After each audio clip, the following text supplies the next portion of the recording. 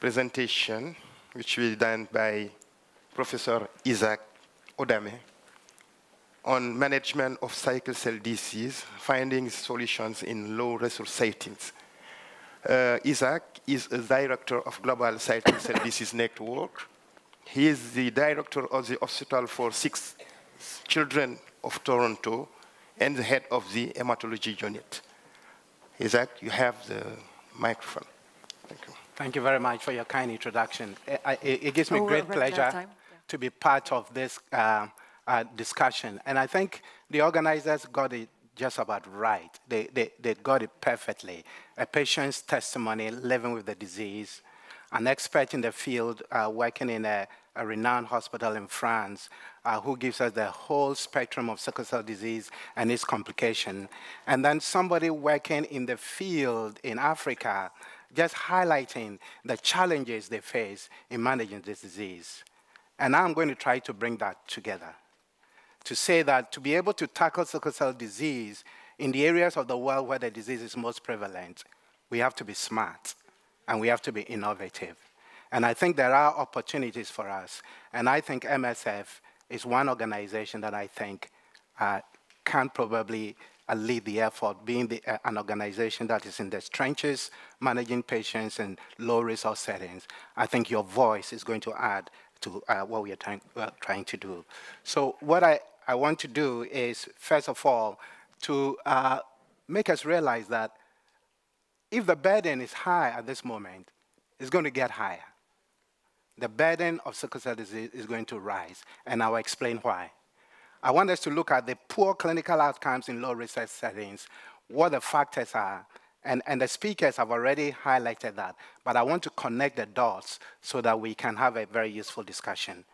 And the challenges of managing them, which my colleague here has very well articulated.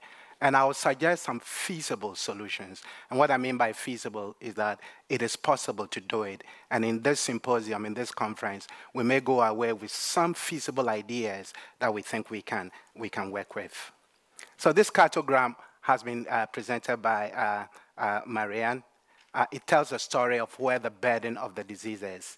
Another cartogram, which is not strongly evidence-based, but at least provides the information clearly, is a cartogram of resources for both clinical care and research. Is the exact reverse. So here lies the conundrum. The problem is at its heaviest burden in areas of the world with very minimal resources. Africa is almost invisible in terms of resources to tackle this problem, and she articulated the problem very clearly. So what do we do? We've got to find a way to do something. The incidence of sickle cell disease in sub-Saharan Africa is roughly 1 to 2%. It means 1 out of every 50 babies born in sub-Saharan Africa will have sickle cell disease. This is a public health problem. It's no longer an issue of a few areas that need attention. It's a disease burden that needs to be tackled. And all that is evidence of experimental newborn screening that has been done to show this. Malaria is very important because in sub-Saharan Africa, malaria-related deaths in sickle cell patients is very high. Because when they have malaria with sickle cell anemia, they get profound anemia and die even before they can get to a hospital. We know about splenic sequestration, which has been talked about, and the infections, acute chest syndrome, and multiple organ failure. These are the causes of mortality. But in high-income countries, very simple interventions have resulted in children surviving childhood. So that in Toronto, where I work, I will tell mothers that you can expect that your child is going to be an adult, even though they've been diagnosed with sickle cell disease. Penicillins are available, all the vaccinations are available. We put a lot of effort in educating parents, which Marianne has emphasized as a very important thing. But in Africa, the story is different. And I won't belabor this point. Weak health systems, utilization and quality of healthcare is poor, poor implementation of sickle cell-directed policies. Some countries don't even have a policy. And then there's this epidemiologic shift, which I will talk about in greater detail.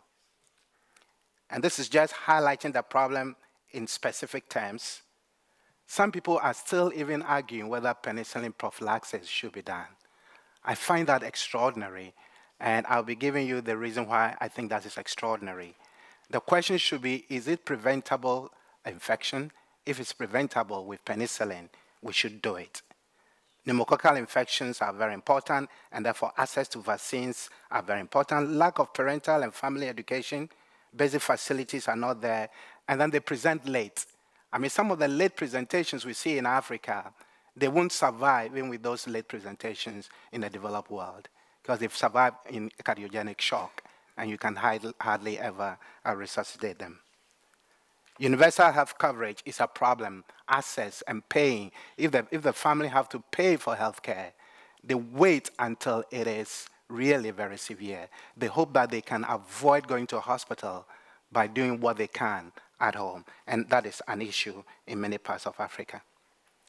This data is to really make you focus on work that has been done in Benin by a good colleague of ours, Sharif Rahimi, who has a cohort of children he looks after. And if you look at the cohorts in US, England, Jamaica, Brazil, and Republic of Benin, and you look at their survival rates, he has been able to recapitulate, reproduce what has been achieved in the developed world, working in a poor country like Benin, because there's a dedicated doctor, there's a dedicated team of nurses, there's a dedicated group of parents who seek education, and with even limited resources, he's been able to achieve high rates of survival. Newborn screening is huge. It is very huge.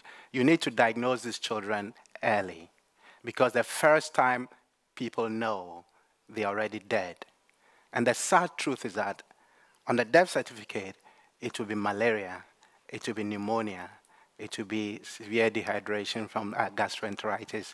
Very little will be known that an underlying comorbid factor is sickle cell disease, because if you have any of these, you are more likely to die. So this Angola study, which Marianne referred to, actually did a cost-effectiveness analysis, and I think that is very important, because in Africa, increasingly, I come from Ghana, and increasingly, health policymakers are talking about cost-effectiveness because they are looking at their shrinking economic resources, and they are saying, where do we really invest our resources?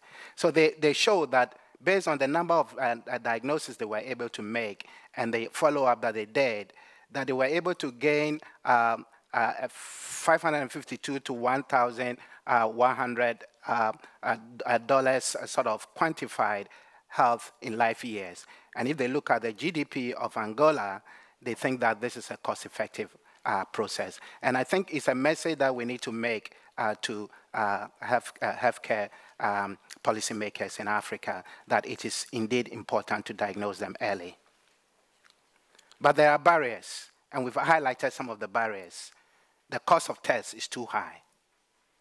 And I think, and hear me well, we cannot do newborn screening in Africa the way we do in the developed world. It is not feasible. The cost of the test is high. The follow-up rate is a problem, because even when you've identified a positive blood sample, 50% of cases, you can't find the child. It is not a feasible screening program if you can't identify half of those you've detected. So the management of patients is also a challenge. And so far, sickle cell disease care has not been properly integrated into primary care. And it's going to be one of the feasible solutions that I'm going to offer. Sickle cell centers need only to be few, as Marianne says, specialized centers where very complicated cases can be referred, but they don't need to be very commonly placed in these countries. And then we need information technology, and I come to you where there will be communication between the primary care centers and the specialized centers to be able to enhance care for these patients. This epidemiologic shift is real. I think survival in parts of Africa is now improved to about 50% range. And the reason why survival has improved is just the MDG goals. Because addressing the MDG goals, in many ways, addresses some of the common causes of mortality in sickle cell disease. So if you tackle malaria properly, if you avoid dehydration, in a very effective way. If you treat pneumonias promptly, because you are identifying pneumonia from respiratory rates and providing antibiotics, you're going to save them. But here's the conundrum. All these babies who will have died at the age of 1, 2, or 3 are now surviving beyond 5. So when you go to these clinics now, you're going to go to see older children surviving with sickle cell disease, almost like my good friend described. They want to see a broader range.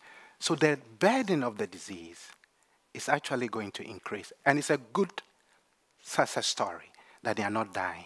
But we should be prepared for that avalanche. We should be prepared for that increase in burden. And that's what we should be saying to policymakers in Africa, that if they don't address the problem is only going to increase. They will be forced to address it because of the sheer numbers. So, what do we need done in low-income countries after all that I've said? Newborn screening has to be done effectively, and I'll talk about that in a very specific way with point-of-care diagnosis.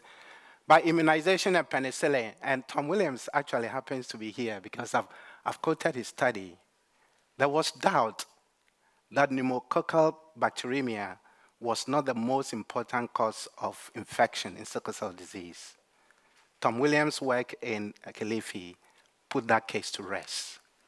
Pneumonia and pneumococcal bacteremias from pneumococcus is a killer. And if you have sickle cell disease, you are many times more likely to die from this. And so we should really, really make a case that every child in Africa should be on penicillin. And that, by extension, means that vaccines should also be provided. The Gavi initiative has been tremendously helpful, although some countries that qualify for it now probably may not qualify for it for the future. But I think it was a tremendous initiative that indirectly has improved sickle cell outcomes. Anti-malaria strategies, the progress we've made on malaria is very important. And I think with sickle cell programs in Africa, we should insist that each program should have malaria prevention strategies. If they are there in the country, sickle cell patients should be high priority for instituting malaria prevention strategies. Whether we should use chemoprophylaxis or bed nets alone, or a combination of the two, is something that we are not clear about. But at least some prophylactic measure should take place. And I want to submit that there should be integration with primary care programs. And that means that healthcare providers should be of all ranges, from community health workers to nurses and to district dispensers and to physicians, to cover the whole spectrum of patients who have sickle cell disease. So this is my proposal. So in high-income countries, we have newborn screening, and we are using sophisticated technology, HPLC. Some are using tandem mass spectrometry now to do newborn screening, and that is great. We are able to do all these early interventions, and this has been happening since the 1980s and 1990s with outstanding results. But in Africa, remember, there's no newborn screening system in place. In Europe and America, you want to do newborn screening for sickle cell disease, you are only adding another additional test to an existing system. And we often ignore that. If you're going to start in Africa, you need to build that system of newborn screening. It's not there. And so that's a challenge. So there's no newborn screening system. And that's why a point-of-care diagnosis is actually very important. And I want to propose, because births, a lot of births take place not in birthing institutions but in homes, I believe that these point-of-care tests are best utilized at the time of immunization. That immunization programs are well developed in Africa, they have well-established systems, they have stood the test of times, and children are immunized. Could we integrate this test if we have a test that takes only 5 minutes to do? Is it possible? I've been to Ghana and I've interrogated all those in the immunization programs, and they do say that actually mothers come, and when their children are being vaccinated, they ask, is it possible for my child to be tested for sickle cell as well? So it is very interesting that mothers and patients are already thinking about this while we are scrambling to find solutions to it. The interventions are possible, penicillin is cheap, but it is not always accessible. We were in Kampala recently, and I learned that the program in Kampala was running short of penicillin prophylaxis. I mean, that is very, very disheartening. Gavi initiative, integration into primary health care. These are all areas to cover. The point of care diagnostics tech, let me expand on it a bit because I think there's a lot of interest. Fortunately for us, the NIH, a few years ago, took interest in this because it was clear that in order to improve care for children in low-income countries, we need to enhance our diagnostic technology. And so they gave out some SBR initiative grants. 6 companies actually were awarded the grants and have been developing systems to test this. Phase 1 has been finished. The phase 2 grants have been given. I've seen a lot of prototypes, and all the prototypes that I've seen, these are the 2 that I'm going to talk a little about because these are the 2 that are promising. The one that is most developed is the Sickle scan. So as you were told, it's based on a lateral flow immunoassay. You need a drop of blood. In the kit, there's a solution to lyse the cells and to place the drop on the well at that point. And within 2-5 minutes, you can, because the monoclonal antibodies have been lined in the column where the monoclonal antibody binds the hemoglobin, you get a positive test. It is specific, over 95%. It is sensitive. What it doesn't do is that it doesn't detect hemoglobin A very well, and the company is trying to enhance it because it is important that you are able to distinguish between the carrier and the affected, particularly early in life when very little hemoglobin A is produced. 6 weeks, a month after birth, this test is very robust. It is based on lateral flow immunoassay. You don't need power source at all. It is steady within high ambient temperatures. It's been tested in Africa, and it's been shown to be very effective. At this point, the cost of this test is about $4 a test. Now, my proposal and my ask for this company is that anything not less than $1 will be very, very hard to implement to scale. And probably as they develop their business model, they should think of a possibility that if this is less than $1, and this is used universally around the whole of Africa and India to scale, that probably that's a better business model. So that's something they're thinking about. The one on your right is actually electrophoresis, but on a micro level. It's using microfluidics, a drop of blood, like we said before, and a charge is introduced, and the hemoglobin variance will migrate according to the charge. So here you need some power source.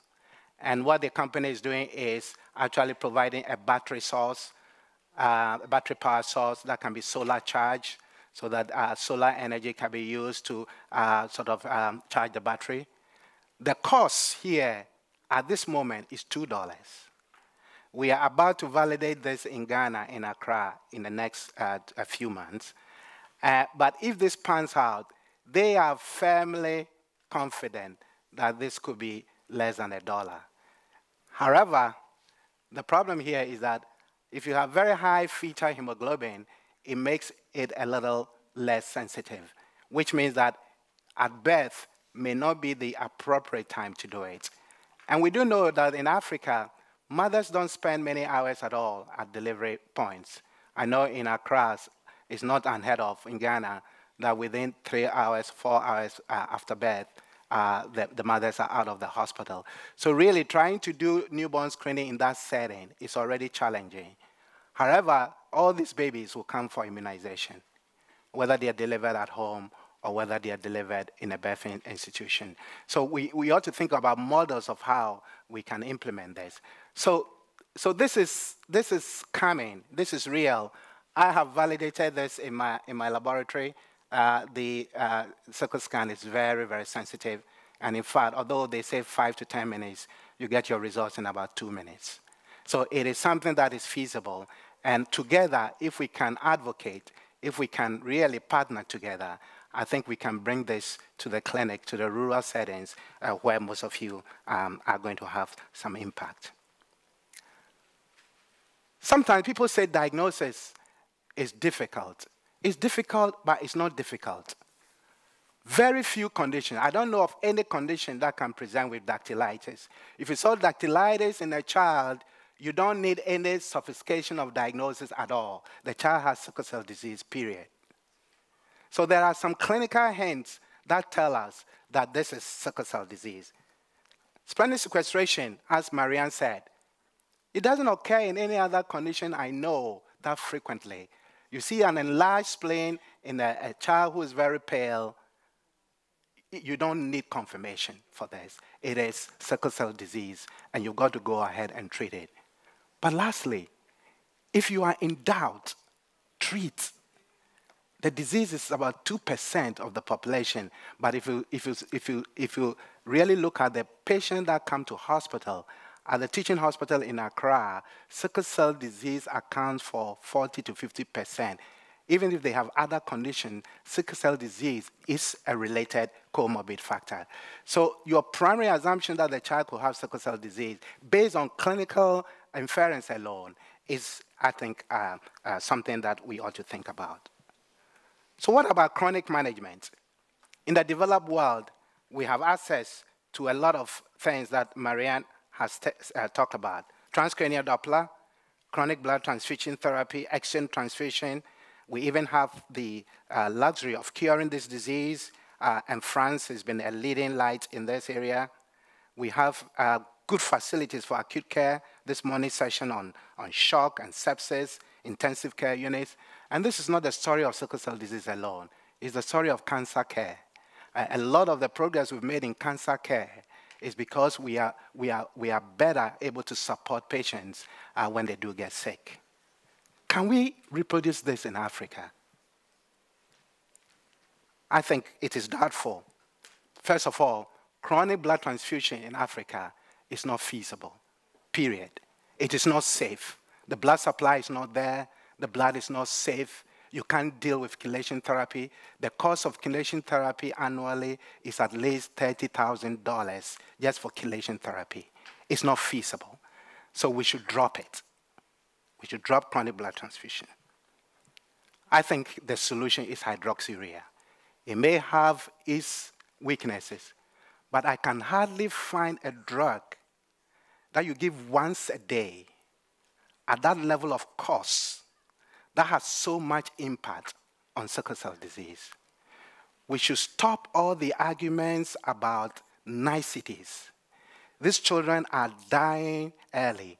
Those that are surviving are living horrible lives. We have a drug that can be administered once a day, that is orally administered, that has so much impact on hemoglobin, on the endothelium, and many other aspects of the disease. I think this is the area where we need to put in our efforts. I think we should implement hydroxyurea to scale. If you use hydroxyurea, it won't matter to me whether you have transcranial Doppler. If you have it, excellent. If you don't have it, it's covered. Because if you have a child with high TCD today, you're going to give them hydroxyurea in Africa. You're not going to transfuse them. And so it makes sense to me that that is the area where we need to invest our efforts. I'll tell you a story in Ibadan in Nigeria, the primary university in Nigeria. They got a TCD machine, and they thought this was great. They could detect children who were at risk of stroke. They screened patients, 50 of which had high TCD velocities, and they offered chronic blood transfusion. 45 families said no outright, because they knew it wasn't feasible. They knew they couldn't find families to donate blood every month. Of the 5, 1 died from transfusion-related reaction, as Marianne has said, very common in Africa because they don't screen, they have allo antibodies. The 4 did it so poorly that the providers actually stopped it. So chronic blood transfusion is not going to be feasible in Africa, and I think hydroxyurea is what we need to offer them. Acute care is also a challenge, but I mean, I think with malaria, good nutrition support, good malaria prevention and intervention strategies, I think we can make some headway there. So, the point about hydroxyurea as stroke prevention, I think the Twitch trial gave us real strength to say hydroxyurea is important in preventing strokes, even if you don't have a direct way of telling whether that child has a risk of suffering from stroke. It did as well as blood transfusion in keeping the TCD normal. But it's also useful in stroke recurrence, although in preventing stroke recurrence, although not as effective as blood transfusion. And this is a meta-analysis of all the publications of using hydroxyurea and blood transfusion in preventing second or third incidents of stroke. If you use regular blood transfusion, your incidence rate of stroke recurrence is about 1.9 per 100 patient years. Hydroxyurea is 3.8. But compare that with no therapy. No therapy is about 29, 30, 100 patient years. The difference is so stark. Hydroxyurea is better than nothing. So the fact that we don't have access to blood transfusion is no reason not to intervene. It is not perfect, not as good as blood transfusion, but it is better than nothing. So here are my feasible solutions. Early diagnosis. Rather than say newborn screening, I'm saying early diagnosis. At any opportunity, any contact with the healthcare system, a point of care test probably will be able to identify patients. It should be less than $1 per test. And if possible, it should be integrated to primary care delivery systems like immunization. The simple early interventions can be taught at primary care level. In Ghana, they have the community compounds, the CHIP compounds, where they have community health workers. I think those skills can be given to these who will be able to implement them at the community level. They don't have to go to hospitals for it. I think these interventions are affordable, they are sustainable, and they can be implemented to scale. Hydroxyurea, I think we have to look at innovative ways. I'm thankful for the trials that are going on, and the data we have so far, enough in Nigeria, when they randomized them into, they took the sick ones and put them on hydroxyurea because they wanted to show whether it's safe. So the sicker ones were on hydroxyurea compared to their other controls. They had less adverse events than those without hydroxyurea. So clearly, hydroxyurea can work.